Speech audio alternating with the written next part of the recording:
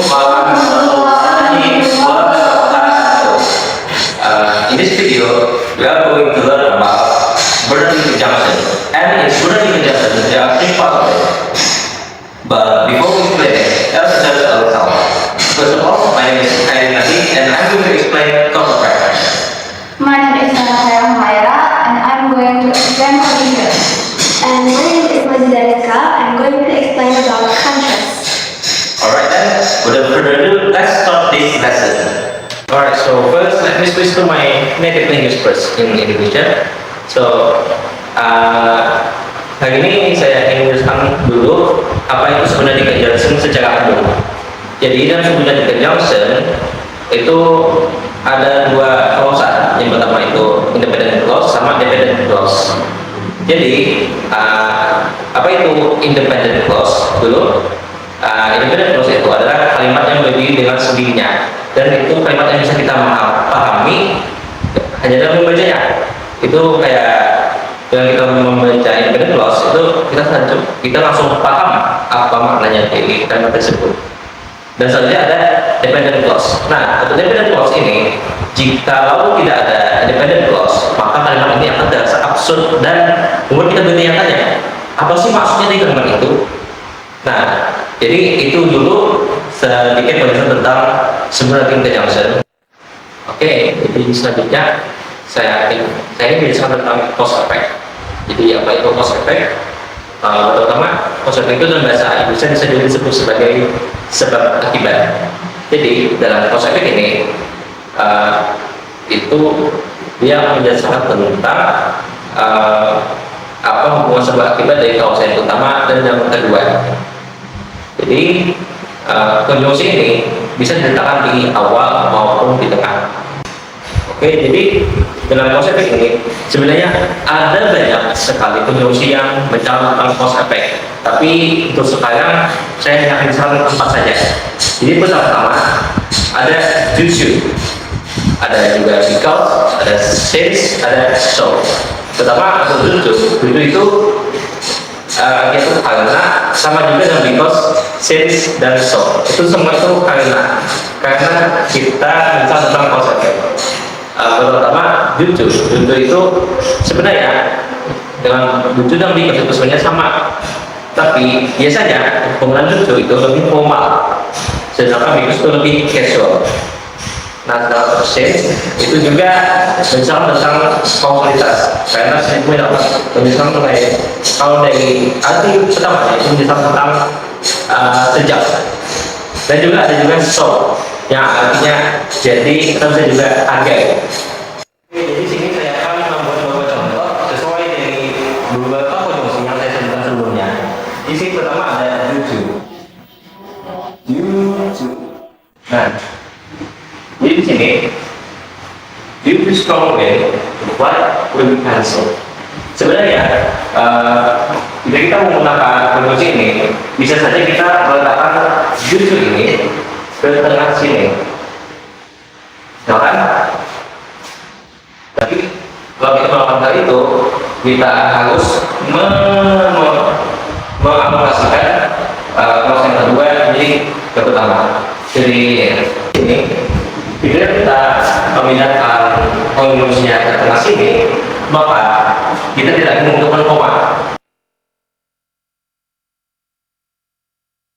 Dan selanjutnya ada because.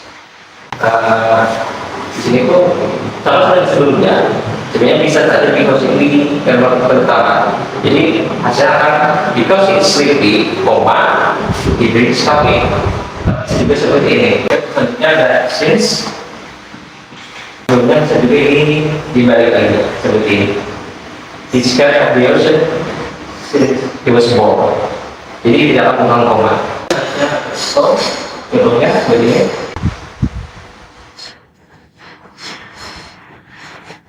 Oke, jadi ini salah satu contoh. Jadi itu saja untuk cause effect. Selanjutnya masih saja harus dijelaskan oleh teman saya. Baiklah, di sini saya akan menjelaskan mengenai condition. Condition di sini digunakan untuk menyatakan suatu syarat yang harus dipenuhi agar suatu peristiwa atau kejadian itu dapat terjadi. dari sekian banyaknya conjunction yang termasuk dalam condition ini yang akan saya jelaskan mengenai if yang berarti jika, unless yang berarti kecuali, otherwise yang berarti jika kalau, then or else. Berikut ini adalah contoh dari penggunaan sebuah penunjangan yang berupa condition. Yang pertama, we will stay at home if we can. Jadi di sini merupakan syarat dari kejadian yang berupa we will stay at home. Yang kedua, we will be sometime with unless we get control. Sama seperti itu juga penggunaannya. Kemudian, we better hurry, otherwise we will miss the train. Yang terakhir, we have to go to the cafe now, or else the cafe will close. Else di sana itu opsional saja. Mungkin itu saja dari saya. Selanjutnya akan dijelaskan oleh rekan saya. Oke, selanjutnya kita akan membahas mengenai contract. Sebelumnya sudah ada dijelaskan oleh rekan saya mengenai cause effect dan juga condition. Kali ini kita akan membahas mengenai contract dalam sebuah dari conjunction. Apa itu contract? Contract ini menunjukkan sebuah ketentuan antara dua kalimat. Jadi antara kalimat kedua itu bertentangan dengan kalimat pertama, atau konsep kedua memberikan informasi yang berbeda dengan konsep yang pertama. Dalam sebuah conjunction yang menjelaskan mengenai contract ini ada beberapa conjunction yang digunakan seperti although, even though, in spite of, or despite. Habis ini kita akan masuk ke dalam contohnya. Oke, di sini saya sudah mencantumkan beberapa contoh mengenai conjunction contrasted. Jadi yang pertama, di sini ada I dislike to exercise in the morning, although it's great for my health.